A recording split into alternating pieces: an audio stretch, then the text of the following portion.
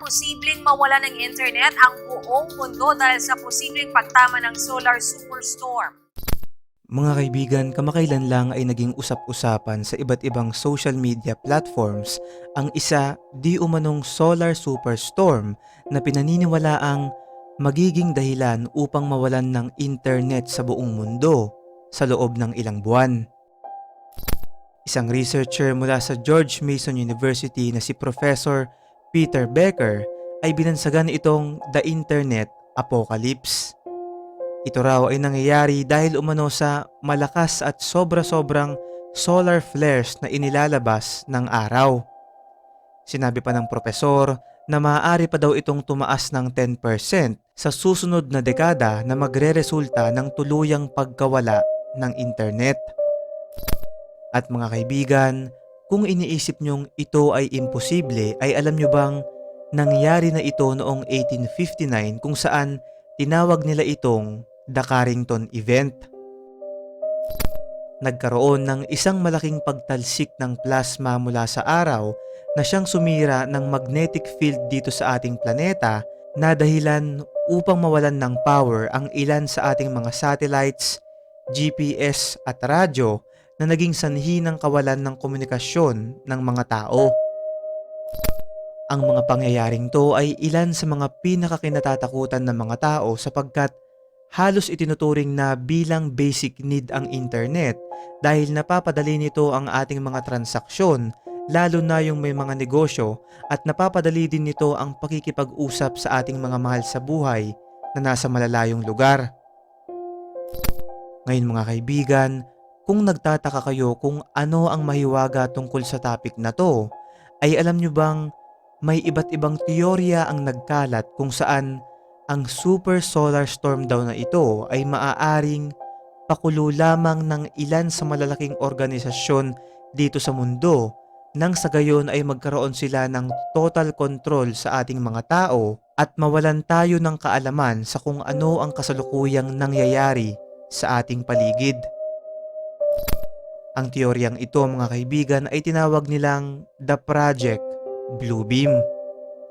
Ito ay nagsimula noong 1994 sa isang librong isinulat ni Serge Monas, isang Canadian journalist at conspiracy theorist. Sinabi niya doon na ang United Nations daw ay palihim na nakikipag-ugnayan sa NASA o ang National Aeronautics and Space Administration dahil sa nagtataglay sila ng mga advanced na teknolohiya.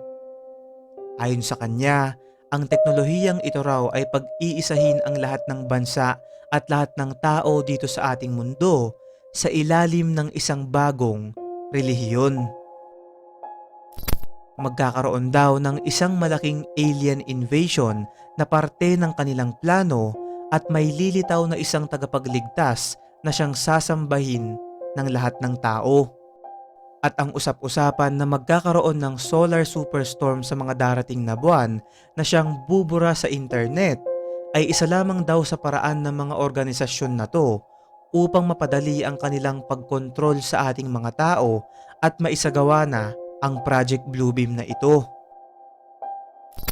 Hindi lang yan ang mahiwaga sa topic na to mga kaibigan dahil alam nyo bang noong January 6, 2013, Season 24, Episode 9 ng The Simpsons, isa sa pinakasikat at longest running animated show sa Amerika, ay ipinakita nila dito ang isa na namang prediction sa kung ano ang mangyayari sa mga susunod na buwan.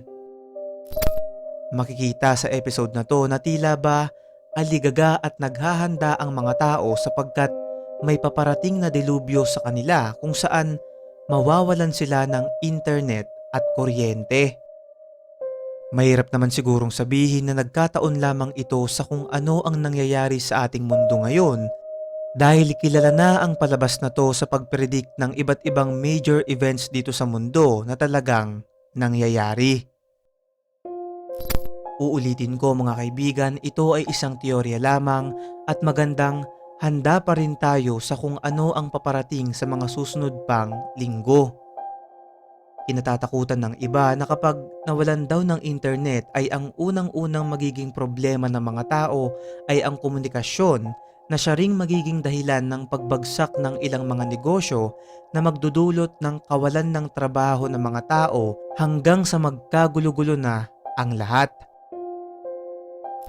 Ikaw kaibigan, naniniwala ka ba sa teorya ng Project Bluebeam na nagsasabing ang solar superstorm na ito o internet apocalypse kung tawagin ay pakulo lamang ng gobyerno?